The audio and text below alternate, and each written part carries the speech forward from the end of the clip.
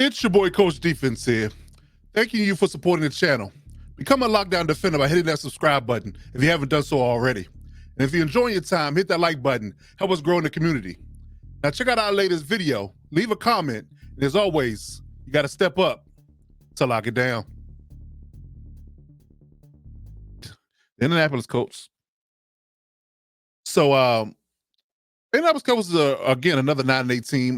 They had I guess you can say upending of their season. Had to pivot really quick when it came down to their quarterback position after they drafted their quote unquote franchise in the top 5 last year with Anthony Richardson going down. But they did finish 9-8 with Gardner Minshew, Jack's favorite quarterback. What'd you call him earlier, Jack? Mustache Minshew. you were able to keep afloat with Gardner Minshew go 9-8. I think they just missed the playoffs going 9-8. But they definitely had a promising season.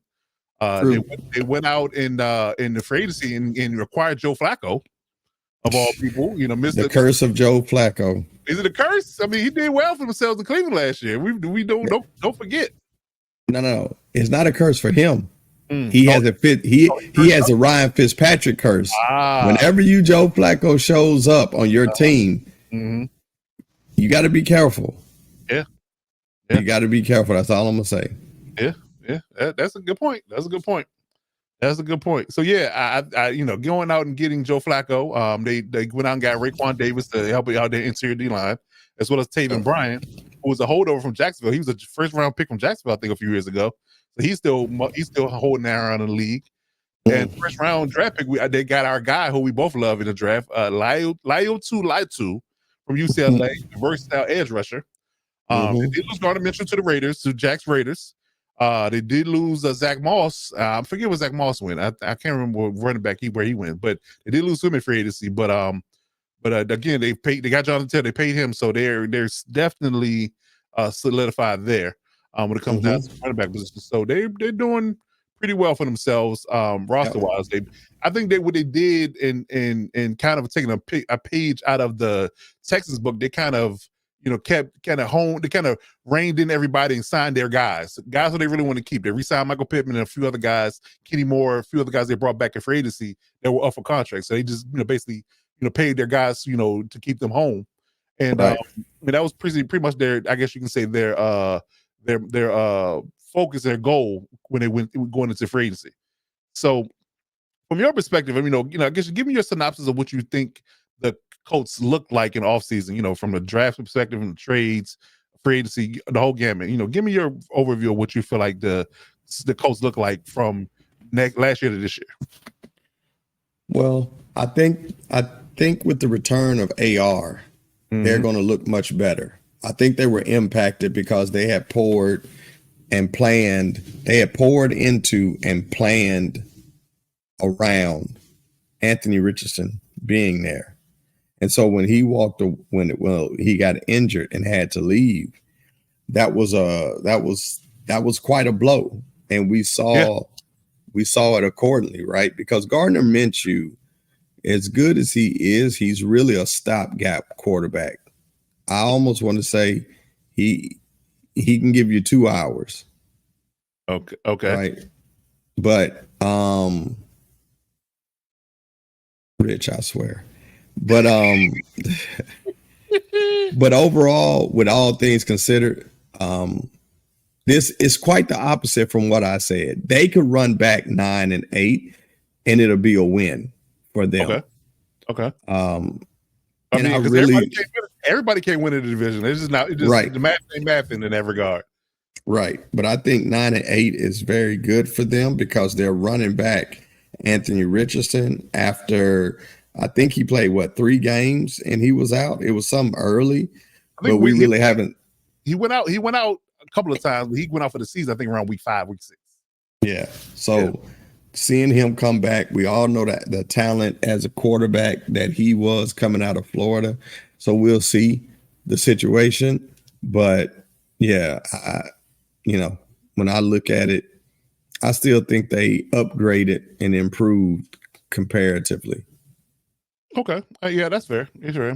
when I look at the Colts, I can honestly say, what I see, and that goes around to back to my point about what the Texans did. They're building around their rookie quarterback.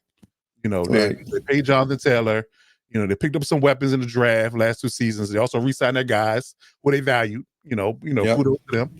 And again, they're taking advantage of that rookie deal that Anthony Richardson is going to be on for the next 3 seasons. Yeah. The only caveat to this plan is whether the Colts have their guy at quarterback. I think that's the question. I mean, I think it's a legitimate question to ask. Because most people's evaluation of Richardson was he was raw. It was a project. And he's going to take some time to get acclimated to the pro game, although they threw him right to the fire. Richie and I had a conversation on X or Twitter, however you want to call it, earlier today about whether or not a quarterback should be thrown into the fire right away when he's drafted. And of course, there's the CJ worked in that regard. They talk about Bo Nix, whether or not he gonna get thrown to the fire. Justin Herbert got thrown to the fire. It just depends on Jordan Love sat and he was successful. So it just depends on the circumstance. But he was thrown into the fire, obviously. He saw some flashes, in the first few games. Then he got hurt for the whole season. He didn't play a ton of college ball either. So no, 1 year. Right. And it wasn't a full, I don't think it was a full 12 games either. I think he had like 10, 12 games of total, quarterback play in college, period. Yeah. Yeah, something crazy like that. So, his matriculation into the league is going to be a task, for my money. I think that he got to learn to protect himself. He got to know when to hold him and when to fold him. That's always the bane of existence when it comes down to mobile quarterbacks, right? Right. You have to know when to throw the ball away and live another day. Keep himself out of harm's way and stay on the field. I think that's his primary focus. That's what his primary focus should be, for starters. If he can do that, we can probably get a clear picture of what he's going to be like on the field. Then we'll know more. But I do think he has the tools. I do think he has a lot of weapons around him. I think that they can lean heavily on those weapons and keep it basic for him. That will help him, calm his nerves and get comfortable with being the franchise guy.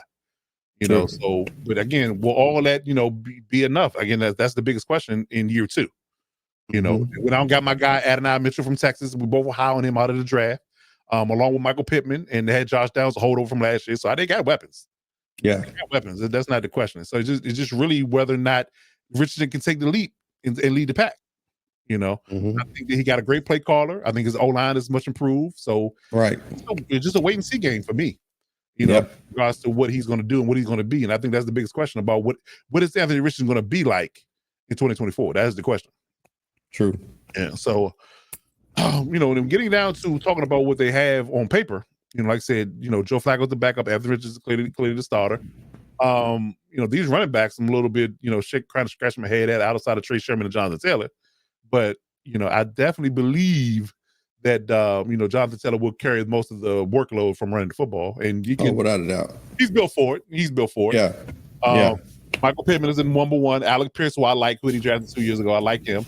Adonai Mitchell, Josh Downs. So they got 4 good receivers, for my money. True. Still kind of questioning what they're doing at tight end. Johnny Woods, Wally Cox, Will Mallory. Those guys has some type of notoriety, but they haven't popped as a receiver yet. So that's questionable. But again, I think the O-line is much improved. Quentin Nelson is this Pro Bowl left guard. Ryan Kelly is a Pro Bowl S center. I like the kid Taylor Bortonelli, who they drafted. I think he can be a sleeper for them and be a productive guy for them going forward. I honestly would like to see if they could maybe move Tanner to guard and take Will Free's position, because I think Will Freeze is the weak link on his O-line. So if Tanner can slide over, because he's a center, but if he can slide over and play guard until Ryan Kelly moves on, then I would say that would be better for them for O-line continuity and talent. But everyone else, I think they're solid. So again, I just look back into that top spot, the quarterback position. What is Anthony Richardson going to be and what he's going to do? The offensive perspective. Now the defense, they got some dudes over here. Kwity Paye, who they drafted 3 years ago, he's looking to get paid soon. They did lose Samson Ekabon to injury in practice, but again, it's an embarrassment of riches in a sense, because Latu is going to basically fly right in and start guaranteed, because Ekabon is hurt now. He's done for the season. Forrest Buckner in the middle. Like I said, without got Raekwon Davis, they got Grover Stewart. So they got their front seven is definitely talented, and it's got depth. I got Adetomowa Adebaware Out of Northwestern. He's a beast. I'm waiting for him to pop. So they got dudes. They got dudes on the front. Right. I've noticed that they moved Rodney Harrison, who used to be a safety, to linebacker now. Him along with Zaire Franklin and EJ Speed. Now, Zaire Franklin don't get enough credit for being an animal. Like, right. I would tell you how much of an animal Zaire Franklin is. They were allowed to move on from Shaq Leonard in favor of Zaire Franklin. That should tell you all you need to know. Because 3 years ago, we were singing Shaq Leonard's praises. And they were okay with releasing him and letting Zaire take the reins and being a middle linebacker. Right. That's right there that they're solid in middle linebacker. Yep. The corners is the only thing I really got questions about. They drafted Juju Brents. They re-signed Kenny Moore. Ronald Thomas and Julian Blackman in the safety spot. I'm actually looking for Nick Cross out of Maryland and Jalen Simpson to kind of supplant them as sooner or later from a talent-wise perspective. I do like their skill set. I think Nick Cross is one of those old school safeties, like fast, quick, and cover. He can hit. I think he needs to get some time. I think he needs to get some snaps on his defense in year 2. I really do, assuming he can stay healthy. But only question I really got, but again, is I feel like it's the 49ers syndrome when it comes down to the Colts, because they have such a good front seven. They don't need a Pro Bowl secondary to be successful if you run it right, because they'll have to cover for 10 years. When you have a good pass rush from the interior and exterior, when you got people that can rush faster, quarterbacks under duress under 2 to 3 seconds, you ain't got the ability to hold the ball. You got to cover for ages. So I think they'll be okay from a deep perspective. DB's best friend is a strong defensive pass rush. Hello. So yeah, I think they're pretty solid. From a team perspective, I think they're building. I think that's my overall premise is they're building. So we'll see how things shake for them. But I do like what they're doing in Indy. So from a grade perspective, tell me how you feel about their grade. What grade would you give them from an offseason perspective?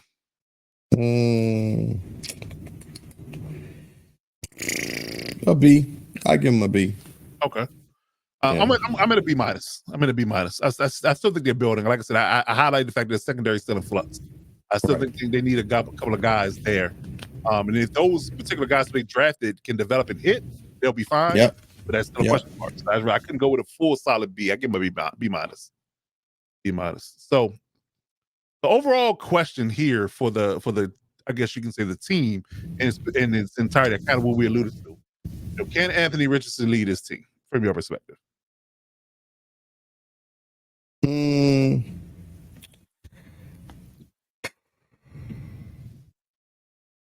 Yeah.